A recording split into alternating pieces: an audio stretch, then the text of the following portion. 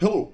In this video, I want to explain what is so crazy about the Bosnian War. The Bosnian War became a synonym for pointless ethnic violence. We have instances of people that went together to high school later finding each other on the battlefield and killing each other.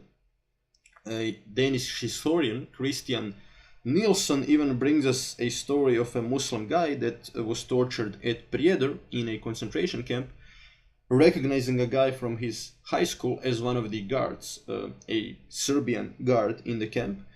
Here we can see a Bosnian soldier that returned home from the war only to see his entire village massacred by the Serbian military. And while outside of the Balkan region, this war is mostly famous as a war between Muslims and Serbs. From a Croatian perspective, what is even more interesting is the fact that Croatians and Muslims go to war with each other while still fighting the Serbs. And actually more Croatians in Bosnia end up dying fighting the Muslims than they die fighting the Serbs. That is also kind of absurd. But so what happens? As communism falls across Eastern Europe, Tito is also dead at this point. He was a unifying figure. And a new leader of Yugoslavia emerges, Slobodan Milosevic, who abolishes the autonomy of Kosovo. And that is why Croatia and Slovenia start fearing that they might be next, and they proclaim independence. In Slovenia, the war only lasted for 10 days and 69 people die in that war. In Croatia, the Croatian War of Independence lasted for 4 years and somewhere around 20,000 people die. Around 15,000 Croatians and around 6,000 Serbs. But in Bosnia, the war ends up killing 100,000 people. And while the war is happening in Croatia and Slovenia, some people in Bosnia naively believe that because Bosnia has a long history of multicultural coexistence, that there won't be war in Bosnia.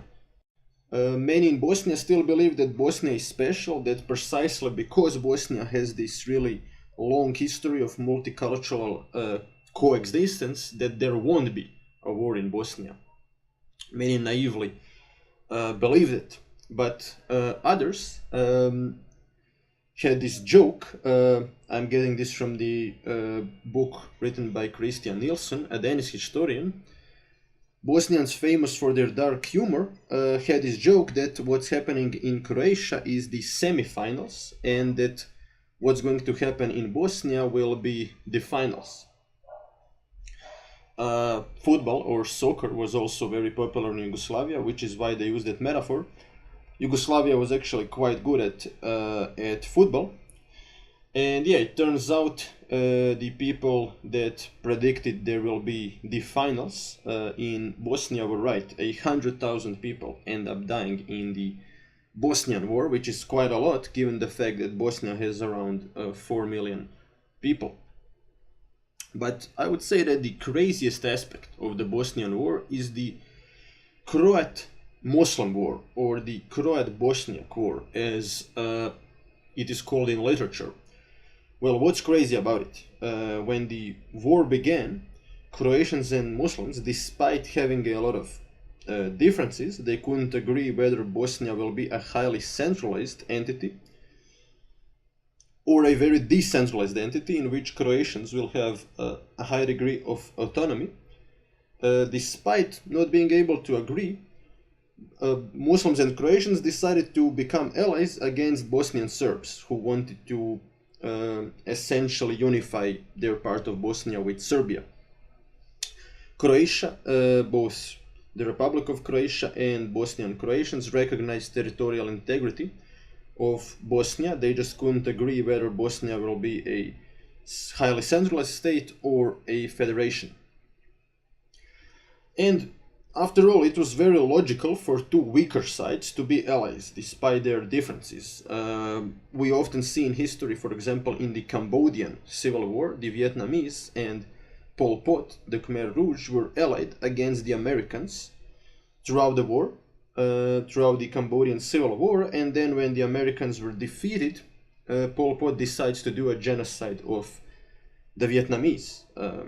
You could say kind of an asshole move, but at least it makes sense to wait until the stronger side is defeated. But Croatians and Muslims, they go to war anyway while fighting with Serbia. Well, why does that happen? So the president of the Croatians in Bosnia, Mate Boban, he proclaims an autonomous region inside Bosnia, which one could argue was a mistake. So he proclaims the autonomous region inside of Bosnia, and he is here actually copying the Bosnian Serbs in what they were doing, but there was one very big difference, and that is Croatia still officially recognized the territorial integrity of Bosnia, and so did the Croatians inside of Bosnia. But I happen to agree with Christian Nilsson that Mate Boban actually wanted to unify like the Croatian part of Bosnia with Croatia, but he didn't want to lose international support for Croatia, so his take was let's wait and see what happens. Like, if Serbia manages to conquer parts of Bosnia, then maybe in the future Croatians will do the same. But what actually triggers the war between Croatians and Muslims is the Vance-Owen peace plan. That is also what's tragic about it. There aren't that many conflicts in which a peace plan actually triggers the war. So Vance-Owen suggests this kind of redistribution of territory within Bosnia. So you can see the areas belonging to Croatians were supposed to be blue. And the problem is, the Croatians were the only ones to agree to this peace proposal. Later, the Serbs, their leader Karadzic, agrees, but then after 2 weeks he says he doesn't agree, and only after Karadzic denounces the deal do the Muslims accept it. So yeah, the deal was never accepted, but the Croatians in Bosnia see this as essentially sign that the international community will recognize their territorial claims, and they start an offensive against the Muslims in the Lashvanska Valley. The offensive was also partially provoked by some mujahedins that came from Afghanistan to help Bosnia, but the Bosnians couldn't really control them. The mujahedins were famous for doing pointless war crimes often, like beheading people and stuff like that. And the Croatian military also wants to capture the explosives factory in Kulen Vakuf. But what happens after the offensive is probably the worst thing that the Croatian military did in Bosnia, or I should say the military of the Croatians in Bosnia. They massacre Muslims in the village of Ahmići.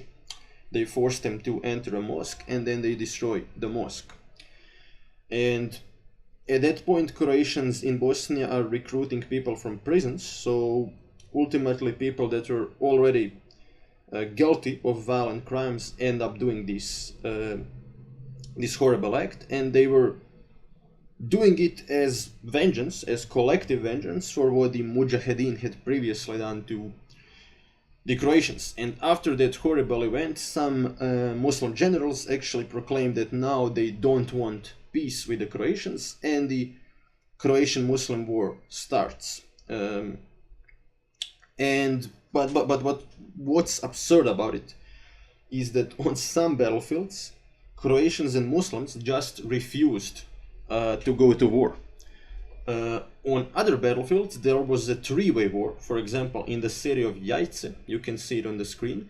In the city of Jajce, everybody was at war with everybody. So Croatians and Muslims, while shooting at each other, were shooting at the Serbs. But the most absurd thing that happened in the city of Konjic, where the Serbs actually provided artillery and tanks for the Croatians. And they were at war with Croatians, both in Croatia and in Bosnia. To quote a CIA operative observing the war, everything was possible in this three-way war. And if you actually thought that things couldn't get crazier than just a three-way war, everybody against everybody, well, things actually do get crazier. I'll explain what happens in just a moment. But the Bosnian War is also famous for the last genocide that happened in Europe. You can see that in Srebrenica, a bit more than 8,000 Muslims were killed in just a few weeks. The Serbian military, led by Mladic and the political leader Karadzic, you can see him on the picture, were convicted for that genocide. They gave the order, kill all Muslim men older than 14. And what's particularly shameful about this genocide is that the UN troops actually ran away when the Serbian military attacked the Muslim city of Srebrenica. They were supposed to defend the city. Now, why did they run away? Well, they didn't actually have proper training, they were outnumbered, but still it is one of the biggest failures in the history of UN. I generally do believe that UN is a good institution, but in this instance it was really bad, you know. And there's even this joke in Bosnia, you know, when you wish somebody harm, you say, may God make it so that the UN protects you. And yeah, it's really a tragic story. So 8,000 Muslims were essentially transported to the woods, machine gunned there, and then buried in mass graves. And I'm not saying that other sides also didn't commit war crimes, but this one was the biggest, and this one was genocide. I do agree with the international courts here. When you kill 8,000 people in such a small time span, it is a genocide. But now actually let's return to the three-way war. What the CIA operative said, everything is possible in this crazy three-way war. Well, it actually becomes a four-way war for a moment when Western Bosnia proclaims independence from the rest of Bosnia. So what actually happens? This corrupt Muslim businessman, Fikret Abdic, who had his own military, was charged with corruption. And then, instead of just going to jail, he decides to proclaim a mini independent state in the middle of Bosnia and go to war with the rest of Bosnia. And of course the Serbs were delighted. Even the Bosnian Croatians recognized his small state. And there was a special Serbian paramilitary unit called the Spiders, tasked with helping this guy. Yeah, so in this aspect the conflict really starts to remind me of the war in Congo, where you just had random parts of Congo seceding during the military conflict, and the Western Bosnia becomes, in the words of Christian Nielsen, a Danish historian, a heaven for criminals, smugglers, drug dealers, weapon smugglers. But this horrible war is finally brought to an end by the Dayton Agreement. So the Clinton administration pressures Croatians and Muslims to finally make peace in 1994, which I think is an example of actually a good American intervention. Croatian military, as a reward for making peace in Bosnia, and Tudjman, the Croatian president here, had a lot of influence on the Bosnian Croatians. Tudjman was given satellite images of Serbian positions inside of Croatia as a reward for making peace with the Muslims. And NATO also agrees to help Croatians and Muslims. They agree to bomb the Serbian positions inside of Bosnia. That also helps. And then the Operation Storm happens. Croatia reclaims its territory, and in the end the Dayton Accords are signed by all sides. Russia at the time, interestingly, did not provide the Serbian side with satellite images, Yeltsin didn't really care that much about what happens, and he was busy attacking his own parliament at the time, you know. So Russia was kind of too chaotic to intervene, and actually Russian mafia, quite ironically at the time, sold a lot of guns to Croatia, you know, despite the Russians historically being an allies of Serbia. And yeah, NATO also decides to start to bomb Serbian positions. They were outraged by the fact that Karadzic, the Serbian leader, captured some UN soldiers as hostages, and that is how war is brought to an end.